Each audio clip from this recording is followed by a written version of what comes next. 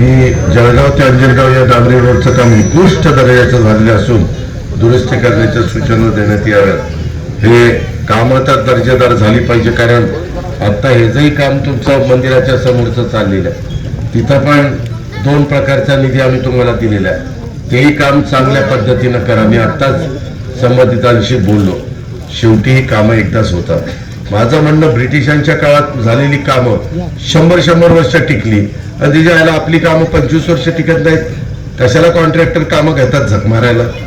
त्यांना कोण मागं लागले घ्या म्हणून काम करायचं तर चांगलं करा ना, नाहीतर अशांना काय यादीतच टाकणार आहे। मी कुणाच्या पुढाऱ्याचं आहे का कुणाचं आहे काही बघणार नाही, मला काही त्याच्याशी घेणं देणं नाही। काम दर्जेदार, तुम्ही तुमचा प्रॉफिट कमवा, परंतु बाकीचं तर काम आमचं दर्जेदार करून द्या। तिथं लोक दर्शनाकरता आली तर माझ्या माय माऊलींना, माझ्या पुरुष मंडळींना तिथं रामकृष्ण हरी म्हणता आलं पाहिजे, बसता आलं पाहिजे, थोडंसं समाधान त्याला वाटलं पाहिजे, एक वेगळ्या प्रकारचा आनंद त्याला त्या ठिकाणी मिळाला पाहिजे किंवा त्या माझ्या महिला भगिनीला मिळाला पाहिजे। ह्या पद्धतीनं आपलं काम तिथं व्हावं, अशा प्रकारची काय झालं त्या मानाने आपलं मंदिर पण हे रस्ता झालाय तो वर, हा रस्ता झाल्यावर आपला प्लॉट आलाय खड्ड्यात। खरं त्या काळामध्ये जरा उचलून घेतलं असतं तर ह्याची प्लिंथ लेवल वगैरे जरा चांगली घ्या। कोण कॉन्ट्रॅक्टर होता ना आता इथं, हा प्लिंथ लेवल चांगली घ्या, कारण काय तू बघ तिथं ते जात असताना जरा जास्तीचं कोण बघणार? आमच्या जिल्हा परिषद बघणार, आम्हाला जिल्हा परिषदेला पण मी सांगतो, कारण आता आमचे गजानन पाटीलच CEO आहेत, त्याच्यावर मी तर आता काही काल परवाच मी 1-2 सस्पेंड करायला लावले चुका केल्या म्हणून। मी आता सगळ्यांच्या देखत सांगतोय, कुणी पुढाऱ्यांनी इथं लुडबुड करू नये, ढवळाढवळ करू नये, नाहीतर वाळू माझ्याकडनं घ्या, सिमेंट माझ्याकडनं घ्या, खडी माझ्याकडनं घ्या, मला काम द्या, हे असलं चालणार नाही। तुमच्यामध्ये रग असेल तर तुम्ही काम टेंडर भरा, काम घ्या, पण काम चांगलं झालं पाहिजे। मी तुला खरंच ब्लॅकलिस्टला टाकील, काम मी बघायला येणार आहे। तिथं सिमेंट, वाळू, खडी, त्याला क्युरिंग करणं, त्याला पाणी मारणं, ते सगळं कारण देवाचं काम आहे।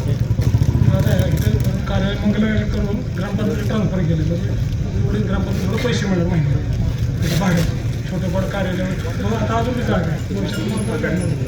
भेटा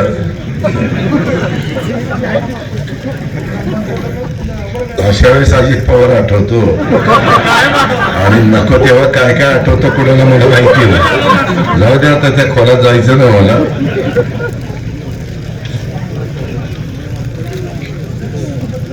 मी एवढंच सांगतो की मला तुम्ही पण संधी दिली, देवेंद्र फडणवीसांनी पण संधी दिली, महायुतीनं संधी दिली, आणि त्याच्यामुळं राज्याचं भलं करत असताना जिल्ह्याला पण कुठं काही कमी पडून देणार नाही, आणि आपल्या तालुक्याला पण आणि इथल्या अंजनगाव परिसराला पण मी कुठं काही कमी निधी पडू देणार नाही।